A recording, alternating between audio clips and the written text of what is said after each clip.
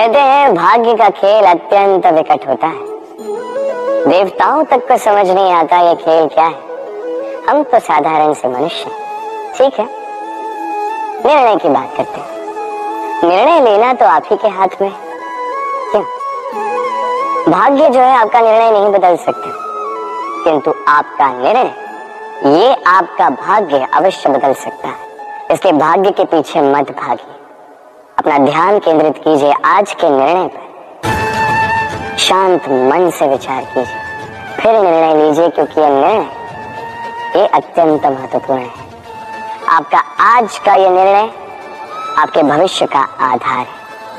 आपका आज का यह निर्णय भविष्य में सौभाग्य बन सकता है, दुर्भाग्य भी बन सकता है। चयन आपका। राधे राधे। कभी आपने किसी तितली को देखा है? अच्छी तो लगती ही होगी। तितली भला किसे नहीं भाती, छोटे हो या बड़े, सभी को लुभाती है ये तितली। अब सोचिए, इस तितली का आरंभ कहां से होता है? इस तितली का आरंभ होता है एक छोटे से अंश से, जहां वो सुरक्षित रहती है। अंग को तोड़कर जब वो इस संसार में आती है तो एक कीट के रूप में आती है। कीट जो भूमि पर रेंगता है, जो वृक्ष के पत्तों पर सुरक्षित रहता है। कुछ समय पश्चात होता है एक और परिवर्तन, उसके पंख निकल आते हैं। तब वो तितली बनती, तब वो इस आकाश में उड़ान भरती, सुंदर सुंदर पुष्पों पर रस का आनंद लेती। कभी सोचा है कि तितली ही ये क्यों कर पाती है, कोई और क्यों नहीं? क्योंकि वो उस अंश से बाहर निकल पाती है। यदि वो उस अंश से बाहर निकल ही नहीं पाती तो कभी उड़ ही नहीं पाती, कभी तितली बन ही नहीं पाती। यही हमारे साथ भी होता है।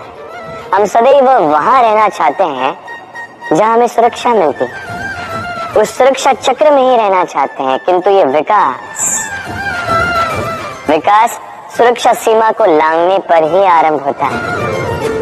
तो यदि आप जीवन में कुछ बड़ा करना चाहते हैं, कुछ महान कार्य करना चाहते हैं, अपना व्यक्तित्व बनाना चाहते हैं, तो इस सुरक्षा चक्र को भूल जाइए। सुरक्षा सीमा को लांघिए, आगे बढ़िए, चुनौतियों का सामना कीजिए, कठिनाइयों का सामना कीजिए, साहस के साथ आगे बढ़िए और शक्तिशाली बने।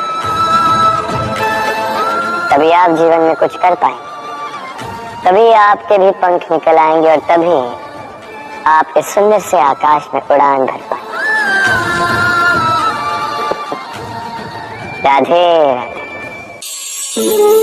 हम सभी मंदिर में जाते हैं, ईश्वर के समक्ष बैठकर हाथ जोड़ते हैं और अपनी मांग रखते हैं। कभी सोचा है ईश्वर को कैसे लगता होगा कि मेरे भक्त मेरे पास आते हैं केवल अपनी इच्छा पूर्ति के लिए, मुझसे मिलने के लिए नहीं। कई सारे लोग मंदिर जाते हैं, अपनी इच्छा ईश्वर के समक्ष रखते हैं।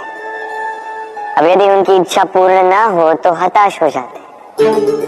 अब से जब भी आप मंदिर जाओ, ईश्वर के समक्ष बैठो, हाथ जोड़ो और कहो धन्यवाद। धन्यवाद ईश्वर, आपने मुझे जो कुछ भी दिया है उसमें मैं प्रसन्न हूं। बस मुझे मार्गदर्शन दे कि कैसे मैं अपने कर्मों से, स्वयं अपने कर्मों से वो सभी प्राप्त कर सकूं जो मैं पाना चाहता। ईश्वर से केवल मांगने जाओगे तो ईश्वर के समक्ष स्वयं को बहुत ही छोटा पाओगे, किंतु यदि स्वयं कर्म करके ईश्वर को धन्यवाद कहने जाओगे तो सही अर्थ से आपको ईश्वर मिल जाएंगे। राधे राधे। अद्भुत बात है, हमें सदैव हमारे नाम से बुलाया जाता है। नाम से हमारी पहचान है। ये नाम ही है जो इतिहास में स्थान बनाने में हमारी सहायता करता है। नाम बनाने के लिए व्यक्ति क्या कुछ नहीं करता। नाम पर कलंक न लग जाए, इसके लिए क्या क्या प्रयास नहीं करता। अपने जो कुछ भी पाया, धन, संपत्ति, सुख, ये सब कुछ नाम के समक्ष छोटा है। नाम सबसे ऊपर रह जाता है। ये नामकरण संस्कार सदैव हमारे लिए अत्यंत महत्वपूर्ण होता है। अब आपको क्या लगता है मैं किस नाम की बात करें? वो नाम जो हमने जन्म से पाया?